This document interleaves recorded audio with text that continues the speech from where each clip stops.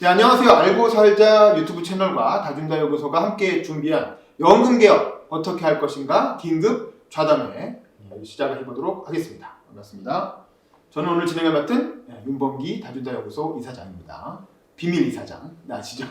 자, 요즘 윤석열 정부가 연금개혁을 3대 개혁 중에 하나의 의제로 처명을 하면서 또 5차 국민연금 재정 추계도 조기에 발표를 하고 어쨌든 이 개혁을 추진하는 모양새를 갖추고 있습니다. 그래서 이 연금 개혁의 필요성과 또 한국의 공적연금 제도의 전반적인 문제점에 대해서 전문가 두 분을 모시고 오늘 긴급하게 이야기를 나눠보려고 하는데요. 먼저 정대용 소장님과 김형모 비서관님 두 분을 모셨습니다.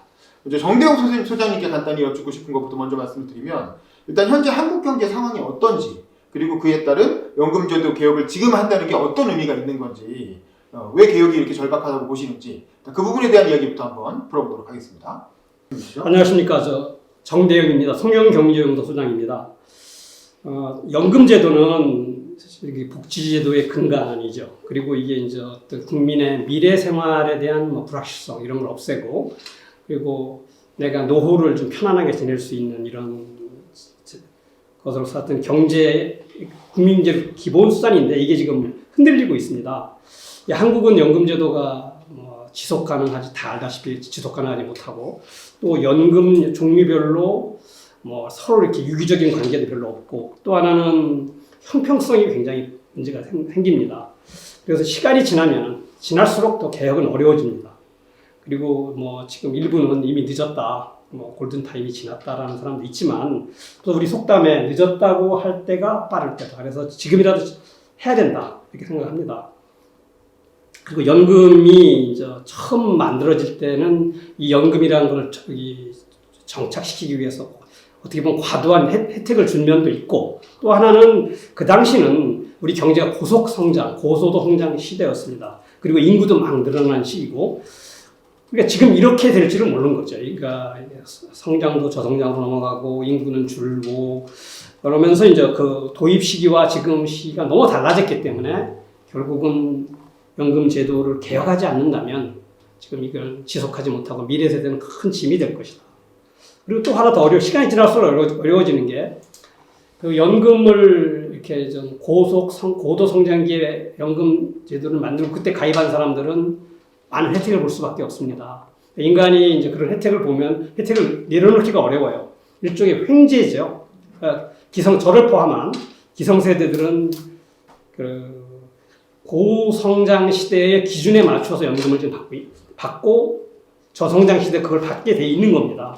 이것은 고쳐지지 않는다면 이 부담은 누구한테 갈까요? 젊은 세대가 질 수밖에 없습니다. 그래서 쭉 보면은 그간 연금 개혁 얘기는 참 많이 나왔습니다.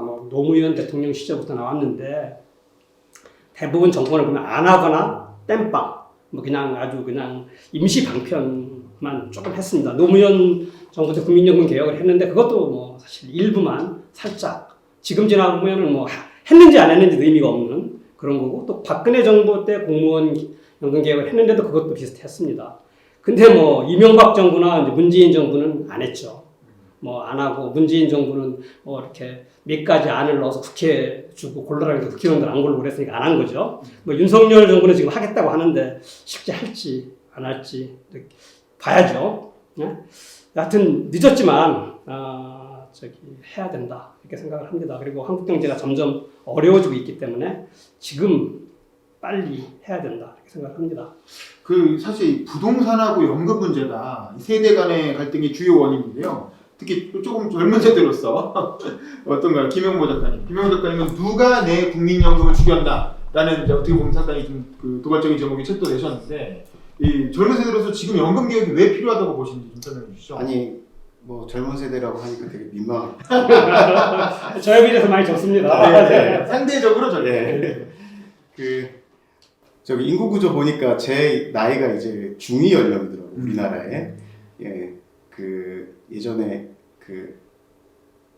서른 잔치는 끝났다. 그리고 그 노래 서른 즈음에라는 노래가 나온 게 둘 다 94년인데 그 시와 노래가 나온 게 그때 우리나라 중위 연령이 28세 후반이었어요. 만으로. 근데 지금은 이제 45세를 넘어갔으니까 45, 46세니까 정말 한국 사회가 많이 변했다고 생각을 하고 일단 그 저는 특히나 젊은 세대가 그 연금개혁에 대한 연금에 대한 불안감이나 뭐 여러 가지 생각들이 있을 텐데 제일 큰 거는 미래에 대한 불안감 그리고 우리는 손해 본다 이 억울함 이 두 가지가 제일 큰 것 같습니다. 먼저 이제 미래에 대한 불안감은 뭐 다들 아실 테고 지금 어쨌든 재정 계산이나 이런 게 발표되면 당장 2040년부터 적자고 2055년에 소진이 된대요. 2040년이 뭐 지금 많이 안 남았죠? 예. 16년, 17년. 예, 정말 얼마 안 남은 겁니다. 20살 입장에서는 37이면 이제 그 적자죠. 더군다나 요즘 젊은 세대들 이제 주식 투자나 이런 것도 많이 하니까 그 소진이 문제가 아니라 적자로 전환된다는 것은 국민연금이 갖고 있는 수많은 자산들을 팔아야 된다는 걸 의미하거든요. 그것이 자본시장에 어떤 영향을 미칠지는 뻔히 보이는 거예요. 그러니까 물론 이제 앞으로 어떻게든 바뀌니까 개혁이 되겠지만 이대로는 안 가겠지만 그냥 지금대로 흘러간다면 사실 2040년 적자 전환이 되는 순간 소진은 훨씬 빨라질 수밖에 없습니다. 뭐 이런 불안감 그리고 나는 손해본다. 우리 윗세대는 어쨌든 지금 인구 구조를 보세요. 지금 69년, 70년, 71년 이때 지금 중장년층들은 1년에 100만 명씩 태어나시던 분이고 지금의 90년대는 지금 이제 한 20살 된 2004년생은 40만 명대가 태어났고 2020년 이후에는 지금 20만 명대가 태어나고 있어요. 그러니까 부모님 한 분을 모시더라도 형제가 5, 6인 경우와 나 혼자 모셔야 된다는 경우와 얼마나 차이가 크겠어요. 집안에서도.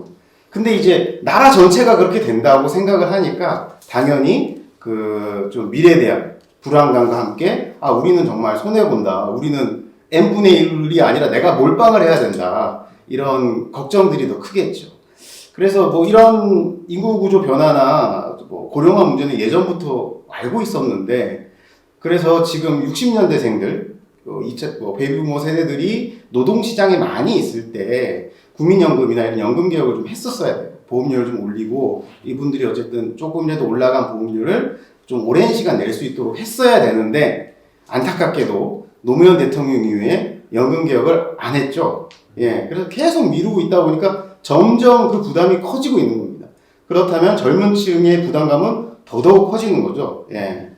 그래서 어쨌든 이번에 재정계산 나오고 했는데 아직 뭐 시산 결과니까 확정은 아니지만 조만간 이제 확정 결과도 나오고 또 여러 가지 안들에 대해서 논의도 할 텐데 모든 걸 한 번에 해결할 수는 없다고 생각을 해요. 이건 어떻게 보면 건강진단 결과거든요. 지금 네가 이런 생활 형태로 살면 맨날 술 먹고 맨날 담배 피우고 뭐 이렇게 살면 너 2040년부터 병상에 누워있고 2055년이면 하늘나라 간다 뭐 이런 거거든요. 그러니까 지금이라도 몸이 완벽하게 될 수는 없겠지만 술 매일 먹던 거 일주일에 한두 번으로 줄이고 담배도 끊고 헬스장도 좀 가고 뭐 이런 식으로 우리 세대가 할 수 있는 최선의 노력을 좀 변화를 좀 추구해야 되지 않을까 그런 생각이 듭니다. 알겠습니다.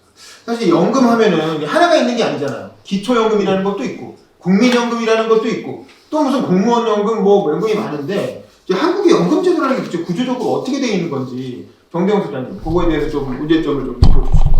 예, 한국의 이제 공적 연금, 정부가 이제 개입이 해서 하는 연금은 세 가지로 나눕니다. 기초연금이 있고 첫째, 두 번째는 국민연금, 대부분 국민이 들어간 국민연금이 있고 공무원연금이나 사학연금이나 뭐 군인연금 같은 특수직 연금이 있습니다.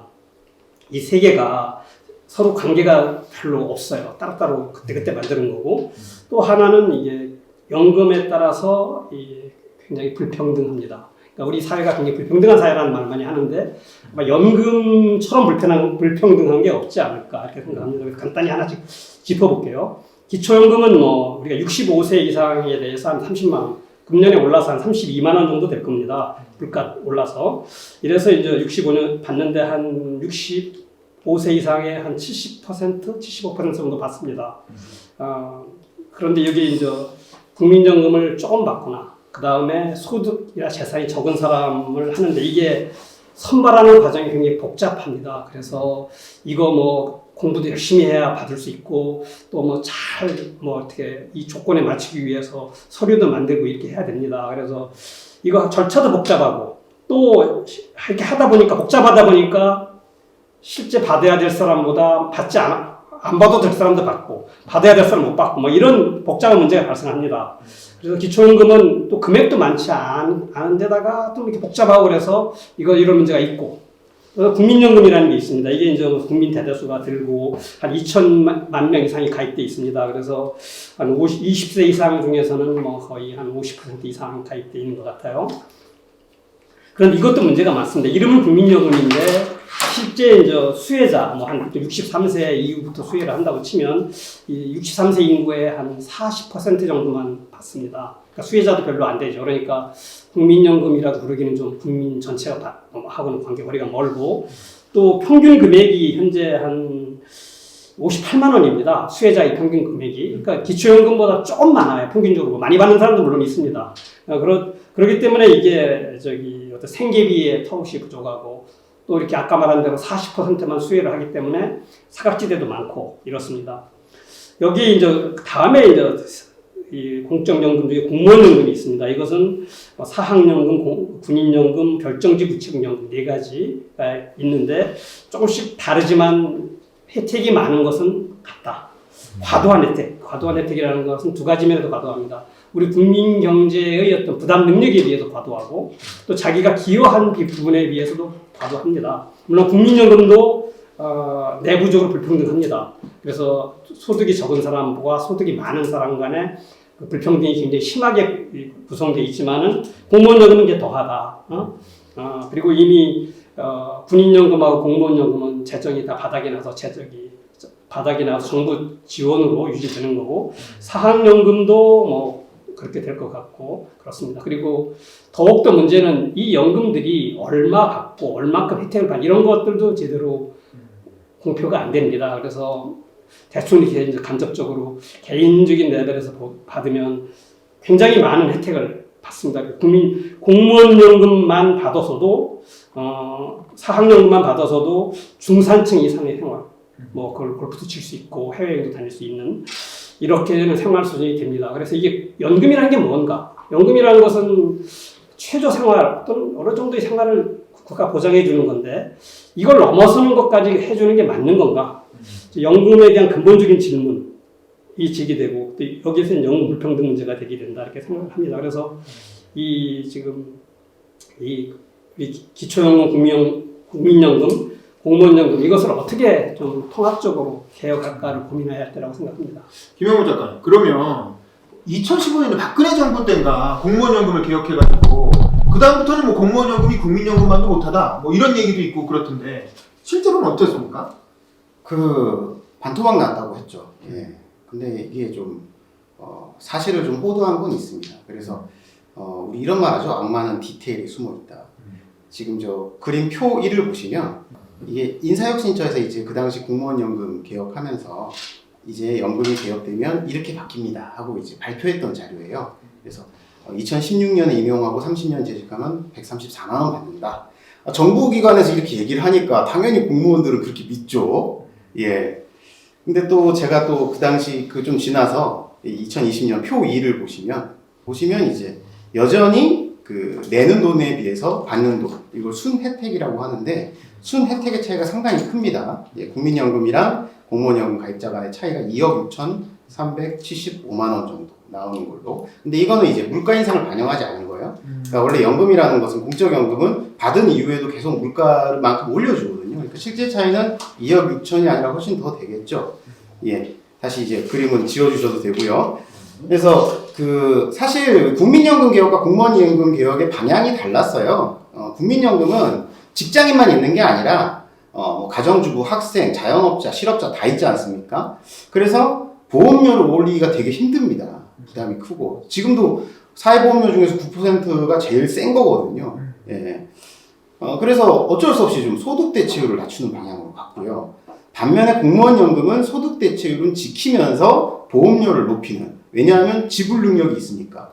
예, 가입자들이 지불 능력이 있고 국가는 지불 능력이 확실하니까.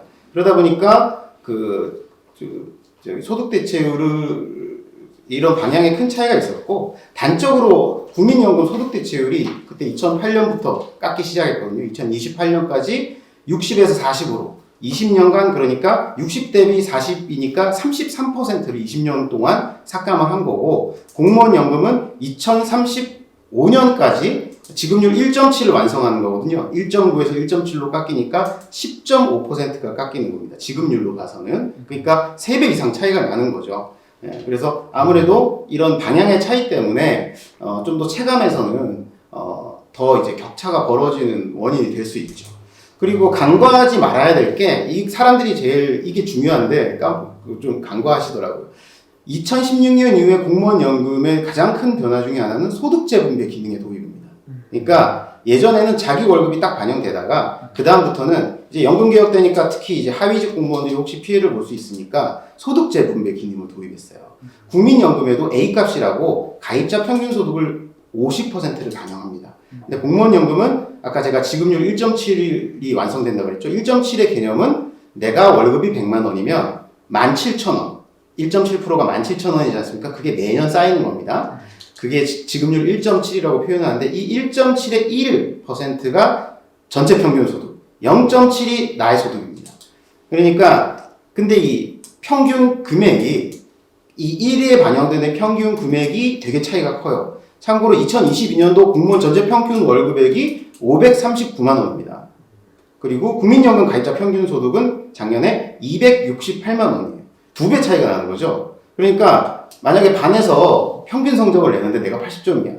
근데 50점인 친구랑 평균을 내는 것과 100점인 친구랑 평균을 내면 얼마나 차이가 커요, 반평균은. 지금 연금제도가 그래요. 공무원 연금은 물론 지급률이 많이 뭐 국민연금에 비해서는 덜하지만 어쨌든 삭감이 됐다고 하지만 대신 소득 재분배 기능이 들어감으로써 뭐 구급 출신, 특히나 구급에서 쭉 승진하시는 분들 같은 경우는 절대 손해 보는 게 없죠. 연금액에 있어서는. 그리고 또 하나 신기한 게 디테일이 신기했던 게 공무원 연금은 또 이 30년만 소득 재분배가 반영돼요. 내가 20살에 공무원이 됐어요. 요즘 고등학교 졸업하고도 바로 되잖아요. 60까지 해요. 40년 하면 30년 동안 소득 재분배 기능이 발휘돼. 그래서 적용돼. 근데 나머지 10년은 자기 월급만 반영돼요. 그 얘기가 뭐예요? 공무원들 30년 지나면 호봉제 특성상 월급이 상당히 셀 거 아니에요? 그렇죠. 50대 때는. 그때는 자기 월급만 또 딱 반영을 해줍니다. 이런 디테일들이 되게 커요. 근데 2016년 그때 인사혁신처에서 너무 세게 얘기를 해서 다들 좀 너무 오해를 하시는 것 같아서 이런 말씀을 좀 드리고 싶습니다. 그래서 이제 그리고 아직 뭐 공무원연금 개혁에서 다들 나이 들어서 받는다고 하지만 아직 1996년도 이전 입직자에 대해서는 특례 조항이 여전히 살아있습니다. 그래서 젊을 때 받을 수 있고요. 그리고 그 이유는 그 국민연금은 내가 언제 연금을 가입했던 간에 출생연도로 그 개시 연령이 결정됩니다. 그래서 1969년생부터는 무조건 65세에 받는 건데 공무원 연금은 퇴직 연도로 결정을 해요. 그래서 2021년도까지 퇴직했으면 60세부터 받고 뭐 3년인가 4년까지 하면 61세부터 받고 뭐 이런 식으로 2021년에 60세였고 뭐 이런 식으로 해서 2033년 이후에 퇴직하면 65세가 되는데 그래서 뭐 제 또래인 분들이라도 한 공무원 생활 20년 정도 하신 분들 뭐 한 21년에 12월 말일자로 퇴직하신 분들은 동년배인 국민연금 가입자보다 5년을 빨리 받습니다. 만약에 1년에 3천만 원만 받아도 5년이면 얼마예요? 1억 5천이죠. 그리고 이런 분들 말고 1996년 이전 특례 적용을 받는 분들이 2019년 말 기준으로 재직자가 30만 명이 넘었어요. 예. 그러니까 30만 명이 한 3천만 원씩만 5년 일찍 받으면 돈이 몇 조예요? 45조. 예. 그러니까 연금을 빨리 받는 게 되게 엄청난 거거든요. 근데 그거를 그냥 단순하게 국민연금처럼 그냥 태어나는 걸로 해가지고 하면 얼마나 좋아요. 근데 이상하게 숨겨놨어요. 이런 식으로. 디테일로. 그래서 기존의 공무원들이 나름 그런 걸 좀 유지할 수 있도록 많이 했습니다. 근데 사실 뭐 이런 공무원연금도 군인연금 앞에서는 뭐 군인연금은 여전히 19년 6개월 딱 재직을 하면 내가 20살에 부사관 인간을 했어요. 그럼 40에 딱 끝나면 바로 그때부터 그 공무원연금 나옵니다. 군인연금이 나오죠. 예, 그렇죠. 40살부터 쭉 나오는 거죠. 직장생활에도 나오고 물론 직장생활하면 좀 깎이긴 하는데 최대 절반까지. 그거 절반 깎이려면 연봉이 1억 몇천 원 돼야 되니까 그럴 일은 잘 없고. 예. 그래서 기본적으로 연금 제도가 무엇인가? 연금은 노령, 내가 나이 들었을 때, 은퇴했을 때 생계를 보장하는 제도인데 지금의 특수지원연금의 가장 큰 문제는 자꾸 젊을 때부터 주는 거, 일찍 주는 거. 사학연금도 지금 학교가 만약에 폐교하고 어쩔 수 없이 지금 얼마나 그 지방대학들 어려워요. 어쩔 수 없이 교직원 내보내면 사학연금이 나와요. 10년 이상 재직했으면 나이가 젊어도. 그게 그나마 하도 그게 문제가 많으니까 작년인가 재작년까지는 즉시 나오다가 조금 늦어졌어요. 이제는 퇴직 후 1년. 네, 그 정도 바뀌었어요. 이제 뭐 내후년인가부터는 또 퇴직 후 2년 뭐 이렇게 바뀌더라고요. 근데 근본적인 건 어쨌든 그 나이 들어서 받는 게 아니라 뭐 젊을 때 받는 거는 변함이 없는 거죠. 네, 이런 문제를 좀 빨리 좀 해결할 필요가 있지 않을까. 그리고 여전히 문제점으로 많이 남아있다. 개혁을 했다고 해도 그런 말씀을 드리고 싶습니다.